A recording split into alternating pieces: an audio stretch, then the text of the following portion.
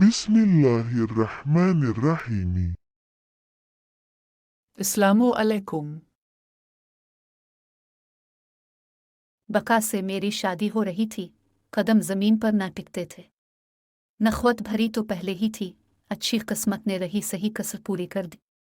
अब कदम जमीन पर ना टिकते थे कि जिसे चाहा वही मेरा शरीक जिंदगी हो गया। ये खूब तकदीर थी, मगर मैं समझती थी कि दानिया मेरे डिम कदम से है। गर्दन में तनाव अमीर बाप की वजह से था। हर किसी से इकड़ कर बात करना, नौकरों को झिड़क देना, न जाने लोग इस रवैया पर मुझे क्या कहते होंगे।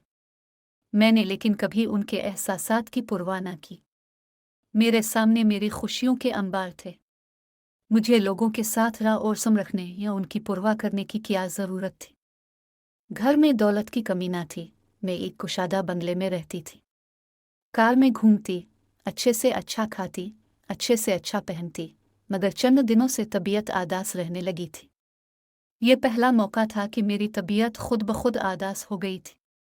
बका मेरा माना तकते और हैरान होते कि मेरी जिंदगी में क्या कमी है जो लबों पर खामोशी की मह लगी है और चेहरा मुरझाया रहता है। कस्में देकर पूछते कि क्या उनकी तरफ से कोताही हुई है। मुझे खुद खबर न थी क्यों आदास ने घेर लिया है। उनको क्या बताती, वो अब मेरे लिए खुसूसी वक्त निकालने लगे, घुमाते फिराते, सैरें कराते, नया जेवर बनवा कर दिया, शॉपिंग कराने ले जाते। बालाखर वो थक गए, मगर मेरे चेहरे पर खुशी के गुलाब न खिल सके। वो मेरे लिए बेहद फिक्रमंद रहने लगे थे। बोले, तुमको किसी माहिर नफ्सियात के पास लिए चलता हूँ। इस पर मारा मान गई। उनसे कहा, आप मुझे ज़हनी मरीज समझते हैं। मैं दिमागी तौर पर बीमार नहीं हूँ। ऐसे मौत इंसानों पर आते ही रहते हैं। इसकी वजह ज़रूरी तो नहीं कि दिमाग का खलल हो। बाज़ दफ़ा इंसान की छठी हिस्स आने वाले दिनों में किसी मुश्किल या मुसीबत की पेशगोई साबित होती, तभी पहले से इंसान अफसरदा रहने लगता है। मीर छोटी बातों पर वो हंस पड़े। कहने लगे, बड़ी फिलासफर हो गई हो, सूफी तो नहीं बन गई, या तुम्हारी राह मुस्तकबिल में भी सफ़र करने लगी है। खुदा की बंदी, ये सब तुम्हारे जहन की इख्तिरा है। ऐसा कुछ नहीं है। अच्छा, ऐसा करते हैं, इस मौत को भगाने की कुछ तदबीर करते हैं। फिर उनको खुशी का माहौल बनाने की एक नई तरकीब सूझी। बोले, इस बार हम शादी की सालगिरह इतनी धूमधाम से मनाते हैं कि लोगों को लगे कि हमारी शादी हो रही है। हमारी शादी की सालगिरह करीब थी, बस उन्होंने वाकई ऐसा एहतमाम किया कि लोग दंग रह गए। सारे घर में कुमकुमे लगवाए और जगह हुआ, रक्स की महफिल सजाई। वो वैसी ही थी जैसी शादी पर की गई थी। इस दिन बका की फरमाइश पर मैं दालहुन की तरह सजी हुई थी। अजीज, दोस्त, रिश्तेदार सभी मदऊ थे और पुरतकल्लुफ़ खाने का एहतमाम किया गया था। ख़ास बात रक्स और मौसीकी की महफिल थी। बिल्कुल यूं ही लग रहा था जैसे शादी हो रही हो। रात के खाने के बाद गाने का प्रोग्राम रखा गया था। गायिका दरमियान में बैठी हुई थी और हाल में मेहमान चारों तरफ सोफों और कुर्सियों पर विराजमान थे। कुछ शौकीन मिजाज कालीन पर ही जिमकर बैठ गए और सभी हमातन गोश हो गए। हारमोनियम और दीगर आलात मौसीकी के साथ अपना फ़न पेश करने वाली एक अलिफादेर उम्र की औरत थी और दो लड़कियां थीं जो इस औरत को आपा कह रही थी। लड़कियां काफ़ी खूबसूरत थीं। एक की उम्र 19 और दासरी की 17 बरस होगी। उनको गाना तो बराए नाम आता था, मगर रक़्स में माहिर थी। पहले बड़ी लड़की ने गाना सनाया, फिर छोटी ने गज़ल गाई। इसके बाद कुछ मेहमानों की तरफ से रक़्स की फरमाइश होने लगी। गोरी गोरी हुसैन दोशीज़ाएं अलिफा पर से ज़र्क बर्क लिबास, ये क्लासिकी रक़्स और लोक नाच की माहिर थी। जब बड़ी रक़्स करते पसीना पसीना हो गई तो उसकी जगह छोटी ने संभाल ली। वो महफिल से निकलकर दरमियानी शीशे के स्लाइडिंग डोर को थोड़ा सा खोलकर इस तरफ आ गई जिधर ख्वातीन बैठी हुई थी और शीशे की दीवार से अलिफादेर रक़्स देख सकती थी। मैंने इसे आते देखा तो मेहमान ख्वातीन के दरमियान से अलिफाटे कर दरवाजे पर पहुंची और पूछा, तुम्हें क्या चाहिए? पानी मंगवा दीजिए, मगर ठंडा ना हो। वहाँ खिदमतगार ठंडा पानी दे रहे हैं और मैं ठंडा नहीं लेती। मेरा गला फौरन खराब हो जाता है। ठीक है, तुम यहाँ ठहरो, मैं मंगवाती हूँ। मैंने खादमा को इशारा किया। सादा पानी ले, अलिफ मद्दा छोटिए हमजावाओ और उनको दो। वो किचन की तरफ चली गई। लड़की ख्वातीन वाले हाल कमरे में आने की बजाय कॉरिडोर में ठहर गई। मैं वहाँ ही राखी थी ताकि खात्मा आ जाए तो मैं वापस ख्वातीन की तरफ जाऊं। इस दौरान लड़की ने सवाल किया, क्या आप साहिब खाना की बेगम हैं? हाँ, इसके अलावा कोई और तो नजर नहीं आ रही हूँ। वो झिंप गई मगर फितरत से बातूनी थी। झट्टासरा सवाल पूछ लिया, आपके शौहर क्या करते हैं? मुझे गुस्सा आ गया। तुम्हें इससे किया? तुम बस अपने काम से काम रखो। मैंने तो बस यूं ही पूछ लिया। अब बारा मान गई। इतने में खादमा पानी ले आई।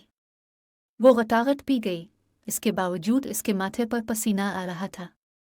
इसको तवक्को न थी कि घर की मालिका इतनी बदमिजाज होगी।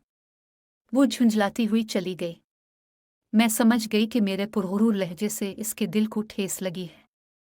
इसके बाद मैंने गिलास की दीवार से देखा कि तमाम वक्त उसकी निगाहें साहिब खाना पर ही रहीं और उस पर नोटों की बरसात होती रही, लेकिन वो ख़ास इल्तिफ़ात मेरे बका हासिल से ही बरत रही थी। आंखों ही आंखों में न जाने कौन से बरक़ी पैगामात हो रहे थे कि बका का चेहरा भी उसकी निगाहों के इल्तिफ़ात से गुलनार हुआ जाता था।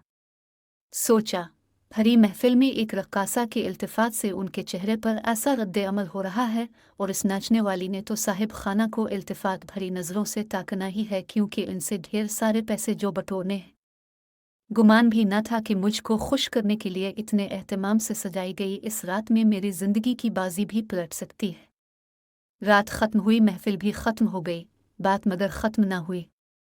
बका अब अक्सर देर से घर आने लगे। मैं पूछती तो कहते कारोबारी मसरूफियत की वजह से देर हो जाती है, फाइलें देखनी होती हैं, तभी देर तक ऑफिस में रखना पड़ता है। तुम हर वक्त मत पूछा करो। अलिफाजन होती है, कभी कभार कारोबारी मसरूफियत हो ही जाती है ना, लेकिन वो बीवी जो अपने शौहर की इस कदर चाहती हो, क्यों ना पूछे। जबकि शौहर की तवज्जो और इल्तिफात में भी कमी आने लगे और वो अक्सर रातों को देर से घर आना शुरू कर दे। अब उनकी गैर हाजिरियां बढ़ने लगीं और मेरा दिल मुट्ठी में रहने लगा। अब तो ये रात रात भर ना आते, मैं परेशान होती कि आखिर ऐसा कौन सा कारोबार है जो उन्हें मेरी तरफ देखने की भी ज़रूरत नहीं, ये मुझे खुश करने चले थे और ख़ुद अपनी खुफिया खुशियों के ताक़ुब में लग गए। बीवी की छठी हिस्स बहुत तेज़ होती है। उनके क़राइन बता रहे थे कि ये सही राह नहीं जा रहे हैं। अक्सर रात को लड़खड़ाते हुए आते, हालांकि पहले भी ऐसी पार्टियों में शिरकत करते थे कि जहां पैग चलते थे, मगर ये मेरे मना करने पर उन लवाजमात से परहेज कर लेते थे। आखिर बात खुल गई। उनके दोस्त की बीवी ने बताया कि तुम्हारे मियाँ एक गायिका पर फरेफ्ता हो गए हैं और ये वही गल नायाब है जिसको अपनी शादी की सालगिरह में खुशी दोबाला करने को बुलवाया था। रात को इसी के पास जाते हैं। ये रिपोर्ट इस खातून को इसके मियाँ ने दी थी, जो मेरे मियाँ के सब राजों से वाकिफ थे। इसने ये भी कहा, अपने मियाँ को थामो, ये वहाँ खूब दौलत लुटाते हैं। मैंने बका से पूछा, वो आनाकानी करने लगे। इन पर तो पूरा भरोसा था कि मेरे सवा किसी को नहीं चाह सकते, मगर फिक्र दो बातों की थी। एक तो उनकी रातों की गैर हाजिरी मुझे बेचैन करती थी, और दासरे दौलत लुटाने वाली बात। अगर वाकई वो गाना ही सुहाने जाते हैं तो फिर ये बड़े खसारे वाली बात थी कि अपनी दौलत एक रक्कासा पर लुटाएं। मैंने पहले हल्का और फिर तगड़ा एहतजाज किया। वो मान कर ना दिए, कहते थे कि तुमको गलत फहमी है कि मैं गाना सुहाने और रक्स देखने जाता हूँ। मैं कारोबारी मसरूफियत में खप रहा हूँ, बिजनेस को घाटे से बचाना चाहता हूँ। तुम क्यों नहीं समझते? मैं लाख भोली सही, मगर इतना तो जान गई कि दाल में कुछ काला ज़रूर है। रातों को देर से आना और कभी गायब हो जाना, ये चीज़ अब मेरी बर्दाश्त से बाहर थी। अभी पहले 2 रातें गायब थे, बहाना के बिजनेस के सिलसिले में सफ़र पर था, और अब फिर एक रात गायब। घर आए तो मैं खूब लड़ी कि कहाँ से आ रहे हो। कपड़ों से मोतिया की महक और होंठ पान की लाली से सजे हुए थे। पहले तो कभी पान न खाते थे। बोले, कहीं से भी आया हूँ। तुम कौन होती हो रोज़ रोज़ हिसाब लेने वाली? तुमने मेरी जिंदगी अजीरन करके रख दी है। उन्होंने पहले कभी इस तरह मुखातिब ना किया था। मैंने सख्त तौहीन महसूस की और बिफर गई। रोना और चिल्लाना शुरू कर दिया। वो भी चिल्लाने लगे कि चाप हो जाओ, जिस बात का इल्म नहीं इस पर शक बंद कर दो और अब जाकर सो जाओ। मुझे भी सोने दो। कोई औरत किसी मर्द के पीछे नहीं भाग सकती, खा वो बीवी क्यों ना हो। तुम कब तक मुझ पर जाल डालोगी? ऐसा ना हो हमारा रिश्ता टूट जाए। मैं आखिरी बार कहता हूँ नूना कि मुझको कुछ मत कहो। मैं तुम्हारा हूँ, तो मुझे बस अपना ही रहने दो। मुझको उनकी बातों से और गुस्सा आया, नफरत महसूस होने लगी। मैंने कहा, हरगिज नहीं, मैं तुम्हारी बीवी हूँ और तुम्हारी ये हरकतें कतई बर्दाश्त नहीं कर सकती। तुमको आतोरा पर आना होगा और फिर मुझको छोड़ना होगा। वो बोले, कितनी रात गए, झगड़ा मत बढ़ो, ये तुम्हारे हक में बेहतर ना होगा। अब सो जाओ और मुझे भी सोने दो, सुबह बात करेंगे। मुझको मगर आराम का। मेरा तो रावा रावा तौहीन के एहसास से जल रहा था। मैंने कहा, आखिर वो है कौन चुड़ैल जिसने तुमको अपना दीवाना बना रखा है और मेरी मोहब्बत तुम्हारे दिल से छीन ली है? आज तो मैं पूछ कर रहूंगी। बका ने बहुत मिन्नत की कि बस अब जिद मत करो, कल बात कर लेंगे, मगर मैं रही और किस्म अलिफाटेनी पर मुसलसल इसरार करती रही तो वो जिच आकर बोले, झूठी किस्म अलिफाटेनी से तो बेहतर है कि तुमको सच बता दूं, मैं गुलनायाब का गाना सुहाने जाता हूँ। गुलनायाब का नाम सुहान कर में सुहान हो गई कि ये तो वही है जो हमारे घर शादी की सालगिरह में आई थी और जिससे मैंने सीधे माना बात ना की थी। इसका हुसैन मुखड़ा और जहरीली आंखें मेरी निगाहों में फिर गई। मेरे एक ही जुमले ने इसके दिल पर कारी जख्म लगाया था। इसने वहीं खड़े खड़े ये अहद किया होगा कि इस औरत की निस्वानियत को अपने हासुन और नौखेज जवानी के जादा से शिकस्त दीनी है और उसने बका का दिल अपनी रना अदाओ है और दिलुबाइयों से जीत लिया। मैं तमाम रात रोती और आंसू बहाती रही और बका गहरी नींद सोते रहे। सुबह हुई, वो अभी सो रहे थे कि मैं मैके चली आई। मेरा ख्याल था कि जब बेदार होंगे तो बेहद परेशान होंगे, पछताएंगे और मेरे पीछे चले आएंगे। यकीन था कि मेरे बगैर नहीं रह सकते। पशेमान होकर मेरे वालिदैन के पास पहुंचेंगे और मुझको मिना कर ले जाएंगे। मुझे एक बालाखाने की हसीना के हासुन की ताकत का अंदाज़ा न था। मैं तो उनके वापस लौटने का इंतज़ार कर रही थी और वो मुझसे दावर बहुत दावर होते जा रहे थे। मेरे आने के बाद वो पूरी तरह इस रक्कासा के सिहर में डूब गए। गुल नायाब की माँ को बहुत सी दौलत और कोठी देकर नायाब को खरीद लिया और एक बकाऊ लड़की को मेरी ख्वाबगाह की मालिक बना दिया। मैं मैके में राउठी बैठी, इसके मनाने और लूट आने का इंतज़ार ही करती रह गई।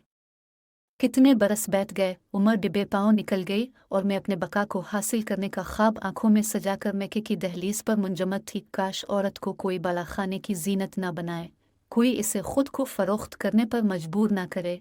रक़्स व मौसीकी फ़न है तो फ़न ही रहे, ये भी बकाओ माल की तरह कोठों पर ना बके, वरना मेरी तरह जाने कितनी सुहागनें अपने शोहरों और कितनी ही बचुई अपने बापों के चेहरे देखने को तरसते रह जाएंगे। हम औरतें मर्द पर कितना एतबार कर लेती हैं, जब एतबार टूटता है ऐसी तकलीफ होती है कि औरत का घर ही नहीं दिल भी वीरान हो जाता है। अगर वीडियो आपको पसंद आई है तो इसको शेयर और लाइक करना ना भूलें।